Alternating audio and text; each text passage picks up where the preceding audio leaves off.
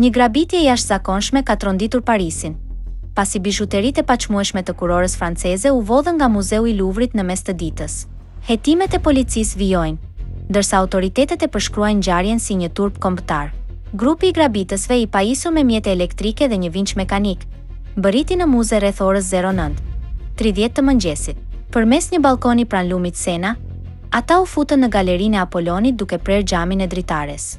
Pasi neutralizuan rojet që u detyruan të evakuonin ndërtesën, grabitësit thyen xhamat e vitrinave dhe morën 8 objekte të rralla me vlerë të jashtëzakonshme. Një raport paraprak tregon se një pjesë e dhomave nuk kishte kamera sigurie, çka e lehtësoi operacionin.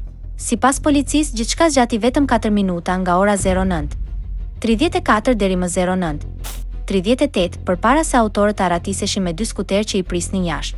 Ata tentuan t'i vinin flakën automjetit që kishin përdorur, por ndërhyrja e një punonjësi të muzeut i pengoi. Ministra e Kulturës Rachida Dati tha se pamjet tregojnë grabitës me maska, të qetë dhe me përvojë që vepruan me plan të përpikt. Askush nuk u plagos gjatë ngjarjes.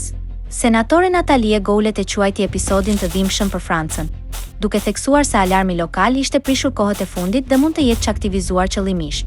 Ministria e Kulturës deklaroi se sistemi qendror i alarmit funksionoi dhe stafi veproi sipas protokollit. Ndërkohë, rreth 60 hetues janë angazhuar në ndjekjen e pistës që çon drejt një rrjeti kriminal të organizuar.